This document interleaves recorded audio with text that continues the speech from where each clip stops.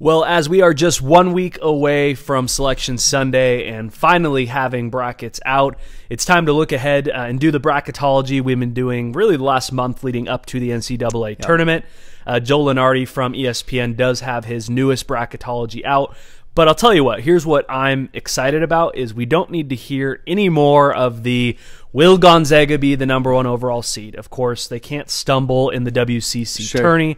As long as they win the WCC tournament, they're going to be the #1 overall seed. I mean, yeah, it's locked up. When they got out of non-conference play, Gonzaga was on top of the college basketball world, and we knew that if Baylor won out in the Big 12, we would hear, well, you know, the Big 12 is tougher than the WCC. Sure. There's a real legitimate concern that Baylor would pass the Zags. Baylor loses, right? And then what's the narrative change to? Well, maybe Michigan's better than Gonzaga. This is my favorite week of basketball. If it's not Baylor, it's got to be Michigan, right? Obviously. Michigan is the better team, and they had their big matchup against Illinois, and they got absolutely stomped on by Illinois. Without their best player. And the conversation's over. If Gonzaga wins the WCC tourney, they will be the #1 overall seed, so we can put that to bed. Yep. But let's look at this bracket right now. And the other thing that I want to talk about real quick is the different sites and the way that this tourney plays out. Let's remind everybody. Pretty interesting, yeah. So why don't you remind everybody that the tournament doesn't start on time as normal? Yeah, I mean, much like I reminded you actually just before this video here, we are not going to get first round on Thursday and Friday like we have in the past. So this year, your first round starts on Friday, and you have the first 4 games on Thursday. Which is my birthday. Yep. So thank you to the NCAA for gets making a good birthday present. You know, he made a phone call last month, I think it was, you know, just asked for a little gift, and they came through for him. So first round starts on Friday. That second round will finish on Monday rather than Sunday. So a little bit different setup. And then, of course, we have a different setup as well with the bubble, if you will, and the sites where the games will be played at. Well, I mean, normally the first 4, they would do a couple games on Tuesday, a couple games on Wednesday, which, not that anyone cares about the first 4, really. I don't think it's been as big of a deal as they hoped it would be, but getting that little bit of tease on Tuesday, Wednesday before the tourney was super nice. We don't get that this year. The first 4 actually is on Thursday. Yeah. So Thursday, you'll get the first 4. Friday is when we'll see the first round of games. And the different arenas, I think this is very interesting to see how this plays out. So you got Mackey Arena, which is Purdue. Assembly Hall, which is where Indiana plays. Bankers Life Fieldhouse, that's where the Pacers play. You've got Hinkle Fieldhouse, a historic venue where Butler plays. Indiana Farmers Coliseum. No one's ever heard of. It is a very small, they've got Indiana, the Jaguars, IUPUIU plays there. Yep. I think their amateur hockey team plays there. And then Lucas Oil Stadium, where the Final Four will be, where the Colts play, of course. Here's what I think is interesting with the venues, though, is that after the first round, you've always had, you play your first round and second round games at the same site. Sure. That will not be the case for some teams, is after the first round, Purdue and Indiana's arenas go out the door. So if you play at Purdue or Indiana, which means you have to travel outside of Indianapolis, like we're assuming these schools are staying in Indy, they're going to have to travel an hour outside to go play this game, so Spokane to Pullman, play a game, and then say, okay, now get ready to play a second game somewhere else. It's just totally different. Yeah, that's different for sure. And I think the biggest thing is, you know, having your first and second games in the same location, it just makes that second game a little bit easier for guys, right? Because you already have where you don't have time to plan for your second round matchup in most cases. Now, if you're a 1 seed, you get a little bit of time to look ahead to your second round matchup. Generally speaking, unless you're Virginia, you know, you're probably looking ahead to that second round matchup before you play your 16 seed. But for a lot of teams in the middle of the bracket, they don't have time to game plan for that second game. So now you mix in, you have a short turnaround of that second game where you're trying to game plan for that team, but then you're also trying to learn a new stadium. And we've seen it a lot in the NCAA tournament in the past where just certain locations are tough for guys to shoot. And it's just different sight lines, it's different lighting. And if you're a shooter, you get comfortable on the floor and you pick up certain things in the stadium, the arena, whatever it might be, that just help you gauge where you're at. And those are big things. They're subtle.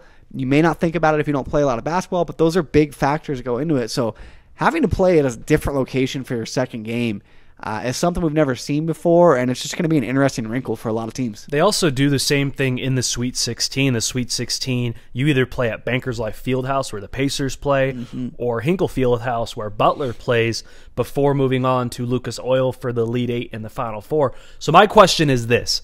What's your dream scenario, knowing all the different venues and the way the NCAA is shaking up round to round? What's your ideal situation for this Gonzaga team in terms of where they start and where they kind of proceed throughout the tournament? Yeah, it's a great question. I think if any team's going to want to have it work out a certain way, if you're Gonzaga, you obviously have Final Four and championship hopes. So right away, I want to play my first 2 games in Lucas Oil. Lucas Oil is one of those stadiums. We see it every year where it's played in an NFL stadium or a big arena like that, where shooting can be tough. They're just tougher than a small school arena. So for me, let's get those games out of the way against a 16 seed. Get those sight lines down. Against an 8 and 9, get those sight lines down, get a little bit comfortable with it in games that you should win regardless. I don't care if you shoot 1 of 12 from the 3-point line, you should win those games if you're Gonzaga. So get those sight lines down. Then it becomes, let's try to move as little as possible. So from there, you have Bankers Life Fieldhouse and Hinkey Fieldhouse for your second games. We've talked about it. Hinkey is a historic venue. It's also a gym that is a little bit smaller, and I would say easier to shoot in than an NBA arena. Most of these guys are not used to playing in NBA arenas. So for me, let's play in Bankers Life Fieldhouse. Now, I get it. Our guys may not be as used to playing an NBA arena as well. But the reason for that, I think you're less susceptible to a team coming in and getting hot in Bankers Life Fieldhouse than they would be in Hinkey. And I think that's a big factor that, we've talked about it.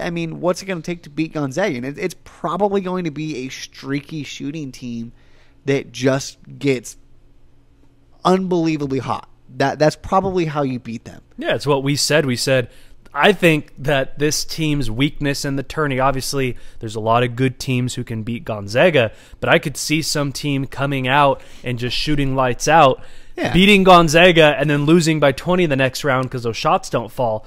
And a stadium like Hinkey is a lot easier to shoot in than where the Pacers play per se. And I think going from Lucas Oil to where the Pacers play is going to be an easier transition as well. Sure. So what we're saying is we want to start at Lucas Oil, play the Sweet 16 over where the Pacers play, and then go back to Lucas Oil for the final 2 games. That'll be our hope. If they play where Butler plays at Hinkey, I'll be cool with that. It's an awesome venue, super historic. Great game. That'll be fun as well. Just nobody wants to play at the Farmers Coliseum, whatever that is. But let's look at the bracket. Let's get in there to the updated bracket. So in the first round, Zags would be taking on the winner of Wagner, North Carolina A&T. One thing that is interesting to look at is that's a first 4 matchup. And if the first 4 is on Thursday, this is telling us that if Gonzaga is a #1 overall seed, they will be playing on Saturday. They're not going to be playing on Friday, so one thing to keep in mind. Then we look forward to the second round. You've got Clemson and Maryland in that 8-9 matchup. That's one of those 8-9 matchups when you're filling out your bracket. You probably have to flip a coin. That may be one of the best games of the entire tournament. That being said, I don't think either of these 2 teams are really known a whole lot this year in college basketball or striking a ton of fear into Zags fans. No, I'd agree with that. And, when it comes to being one of maybe the best games of the tournament, we're not sitting here saying they're 2 of the most skilled teams or 2 insanely fun teams to watch, but just very evenly matched teams. They're very evenly matched where that could go either way. And every year it's when you fill out your bracket, you should probably keep the gas and the lighter next to it just for whenever that happens. And that's easily one of those games that's going to ruin a lot of brackets right away just because there's no clear-cut winner there. But that being said, whoever comes out of that, neither of those teams should intimidate Gonzaga. Neither of those teams are prolific shooting teams. So realistically, I mean, that's just a game. It doesn't really matter who comes out of that. You're looking ahead to the Sweet 16 matchup. And that one's going to be interesting. Looking at that, you've got Virginia as your 5 seed, Texas as your 4 seed there. I think it really comes down to those two teams. We talked about it a little bit. Who's going to come out of that and be the Sweet 16 matchup?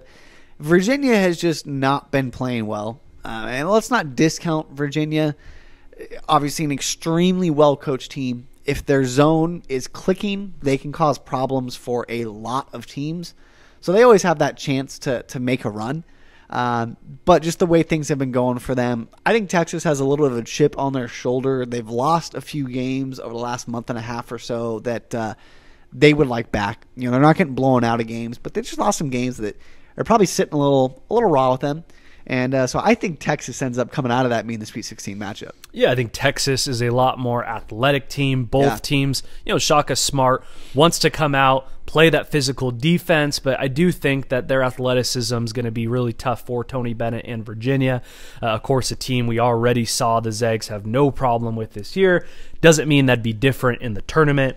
Sure. And I want to go back just really quick to that 8-9 matchup is we're looking at who do we want to avoid. And not that any 8-9 team should scare Gonzaga, but we go back to how important the S-curve is for the number 1 overall seed. And you look at other 8-9 teams, what I want to avoid is an 8-9 team that maybe was injured, didn't have the season they were hoping. And you kind of look around, you've got Oregon, you've got UCLA, you've got Loyola of Chicago, which that's a good team. Sure. I do think that is a pretty solid 8-9 matchup that won't scare the Zags too much. Yeah. I agree. Let's assume the Zags win their first round, get past Clemson, Maryland. I think they would meet Texas in the Sweet 16. If they got past Texas, and we look forward to the Elite 8, you've got on that other side of their region, Houston and West Virginia. And I'll tell you what, Kelvin Sampson and this Houston team have been not playing consistent basketball at all. I think the Big 12 is the best conference in college basketball this season.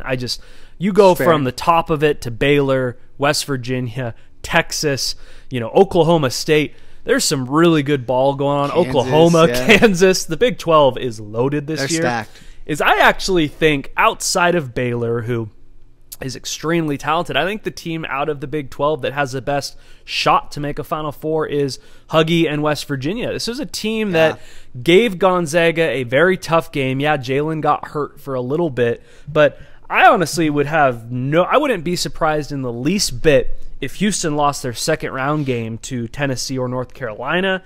I think that really West Virginia's toughest competition on their side of the region is like a Wisconsin. But I think both of us are on the same page that we expect the Zags to run back into West Virginia in the Elite 8. We've seen this matchup recently. I think that Huggy and Few are good friends. I think that this is the type of team, the type of game that the Zags did score, I think, 87 points in their first matchup. 87-82. But this West Virginia team is a team that wants to slow you down. I do think that in their perfect world, Gonzaga scoring somewhere in the 70s I think that's probably the most likely Elite 8 matchup.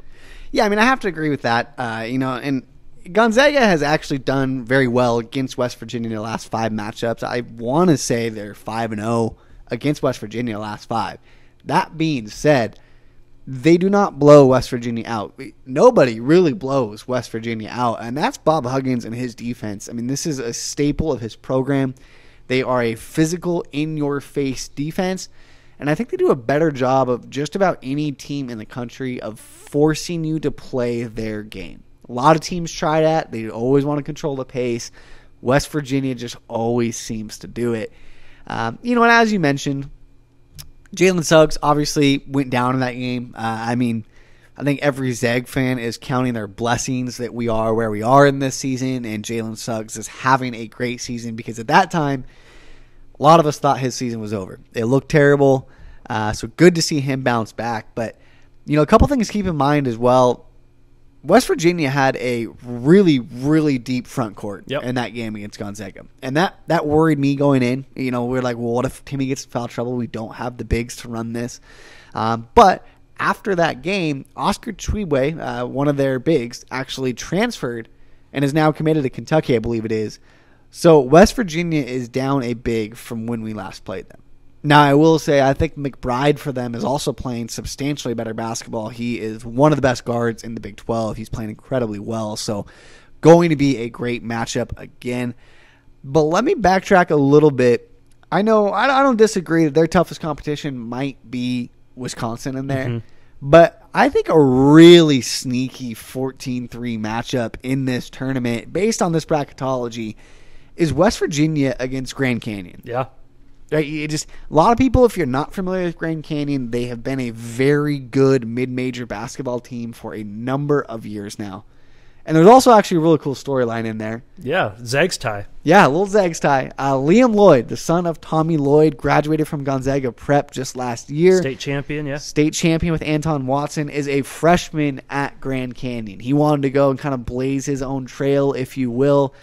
He's averaging about 11 minutes a game for them. So as a freshman, he's part of that, end of the second rotation, getting some good time in there. But hey, man, Grand Canyon, they're not a team to look over. And if you're one of those guys, one of those ladies out there who wants to pick a big upset early in the tournament, I think it's one you have on your radar. I mean, I still agree. I think West Virginia is the Elite Eight matchup. I'm just saying, I think that's one of the best 14-3 matchups that we might see in this tournament. He's calling it right now. He just picked Grand Canyon. You heard it here first. But I think it's one of those that if you look at Grand Canyon, if they come out and shoot, they can beat a team like West Virginia. Sure. Obviously, if all things go kind of to plan, West Virginia, Wisconsin, whatever, they would meet Gonzaga in the Elite Eight. And then we look forward to who we would play in the Final Four. On our side of the bracket right now is Illinois, which I think is interesting that Lenardi has Michigan ahead of Illinois on the other side of the bracket, even though Illinois just boat raced Michigan. But it would be Illinois in the Final Four. You've got Alabama over there as well. And then you do have Baylor and Michigan on the other side of the bracket. So we've only got one more of these to do until we have an actual bracket. We'll do, the WCC tourneys going on right now down in Las Vegas. Zags will be playing Monday and Tuesday night. When we film this segment next week, we'll be just a couple days away from having brackets. And then we'll go through and break down that actual bracket with you, give our take as well. I don't know about you, but I am just, the weather's getting warmer. The days are getting longer. And March may be my favorite month of the year. Absolutely. But there's one thing that makes March better than any other month, and it's March Madness, sitting on the couch, watching my favorite team play, and just hoping that maybe this is the year the Zags cut down the nets.